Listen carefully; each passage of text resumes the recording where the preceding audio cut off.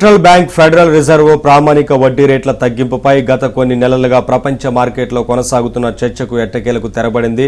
Majority విశ్లేషకుల అంచనాలకు అనుగుణంగా fed reserve వడ్డీ రేటును 0.50% తగ్గించింది. దాంతో ప్రామాణిక వడ్డీ రేట్ల శ్రేణి 23 ఏళ్ల గరిష్ట స్థాయి 5.25 నుండి 5.50% నుంచి 4.75 నుండి 5.0% తగ్గింది.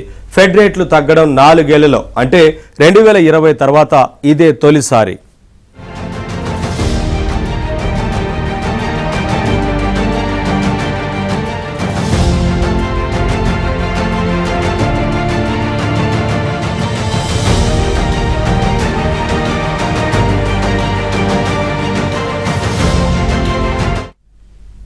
కోవిడ్ సంక్షోభం తర్వాత కూడా ఇదే తొలి వడ్డీ రేట్ల తగ్గుదల. ఇక దేశ ఆర్థిక వృద్ధితో పాటు జాబ్ మార్కెట్ కు ఊతమిచ్చేలా మున్ముందు సమీక్షలో వడ్డీ రేట్లను మరింత తగ్గిస్తామని Fed Reserve chairman Jerome Powell సంకేతాలు ఇచ్చారు. ఈ ఏడాది చివరి నాటికి మరో 0.5% కోత పెట్టడంతో పాటు వచ్చే ఏడాదిలో 1% తగ్గించే అవకాశాలు ఉన్నాయి అంది.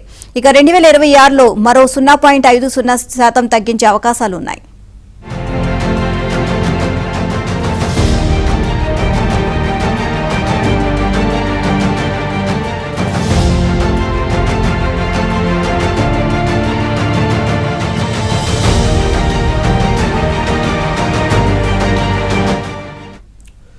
ఫెడ్ రిజర్వ్ బాటలోనే మరిన్ని దేశాల సెంట్రల్ బ్యాంకులు వడ్డీ రేట్లను తగ్గించవచ్చని ఆర్థిక విశ్లేషకులు భావిస్తున్నారు.